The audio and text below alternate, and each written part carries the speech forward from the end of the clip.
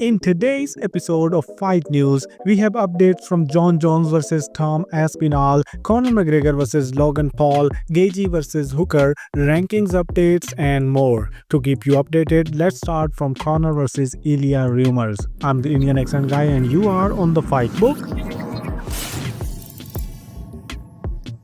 Ilia Topuria says any rumors about a fight between himself and Conor McGregor are completely false. And Conor McGregor also confirmed it and said he is in the preliminary talks to fight Logan Paul next in a boxing exhibition in India. He has already started hyping up this match and says a big sloppy novice is going to find out that there are levels to this game. Jake Paul reacts to the news and says washed up Conor McGregor needs Paul brothers. Ilia Topuria has previously said that he is interested in fighting Islam Makhachev next for the lightweight championship, and if not, then he wanna beat Charles Oliveira to earn the title shot.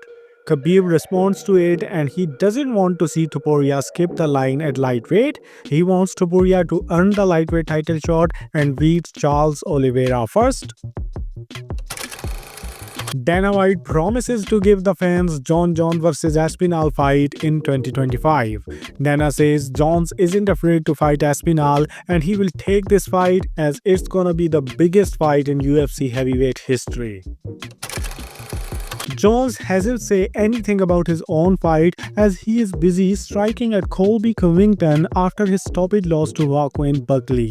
He disses Colby Covington for making lame excuses like the fight shouldn't have been stopped or he didn't even train properly because he was helping Donald Trump in the presidential campaign.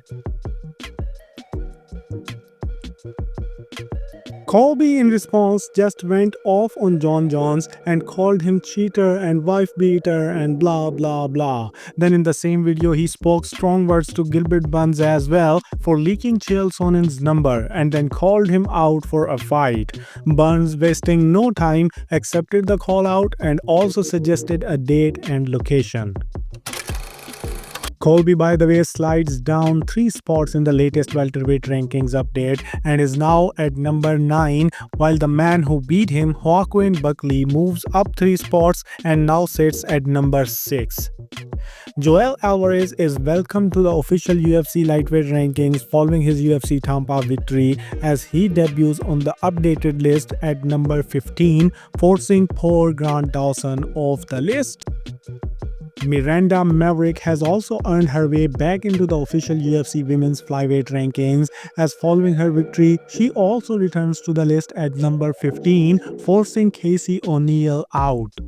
And in men's flyweight rankings, Manel Kape moved up 3 spots and now sits at number 6. The man he beat, Bruno Silva, slides down 1 spot to number 13. Kai Kara-France had an interview with Ariel Helwani where he called Manel Kape all talks and only barks. Kape in response unleashed on him with a lot of swearing like he always does. Kara-France called Muhammad Mukaib a boring fighter in that interview and Mukaib also cooked him in a quick response. And last from UFC Tampa, Dustin Jacoby completely ripped the toe off his foot 3 weeks before his fight, and Cub Swanson seems content with his UFC Tampa win over Billy Quarantillo being his final fight. He said if he had won the Philly fight back in June, he would have laid down his gloves right there, so he can be done right now. Now let's talk about the fights we thought were going to happen, but it is now very unlikely. Alex Pereira tweeted that his next opponent will not be Magomed Ankalaev, and Ankalaev in response called him a chicken. The other fight which was strongly rumored was Jack Della Maddalena's return in front of his own people at UFC 312 in Sydney against former champ Kamaru Usman. Now, according to the new reports, JDM vs Usman is not happening at UFC 312 and it is looking increasingly likely that JDM will not feature on the card at all. Kamaru Usman didn't deny the reports of him possibly facing Jack Della Maddalena in February, but also did not confirm it. He says he feels like a hot chick everybody wants a piece of. Dan Hooker will also not be on the card, and according to the reports, the Hangman is in talks to fight the highlight Justin Gaethje at UFC 313. Gaethje himself teased it on his X as well. Dustin Poirier claims he and UFC are close to making his retirement fight happen. Mateusz Gamrot calls out Paddy Pimblett for UFC London in March, and Aljamain Sterling also calls out Arnold Allen for a fight at UFC London. Virna Jandiroba wants a piece of Jan Chaonan. Marvin Vettori tells UFC middleweights to come get the easy top 10 fight, and Movsar Evloev told TMZ Sports that he wants to fight again before Ramadan against any opponent available. Now some updates outside of the UFC.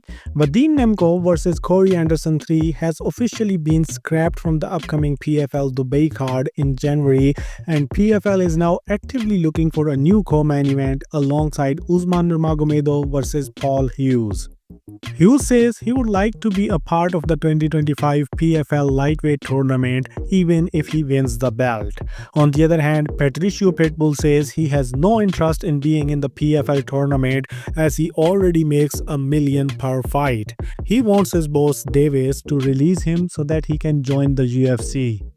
He then continues to vent his frustration under his boss' tweet, where Davis claimed Bellator fighters will have at least 2 fights per year from now on.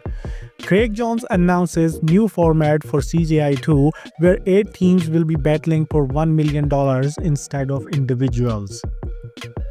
And lastly, last night at Karate Combat 51, failed UFC prospect Robelis Despini made his Karate Combat debut after his UFC release and knocked his opponent out in just 4 seconds, making it the fastest knockout in Karate Combat history.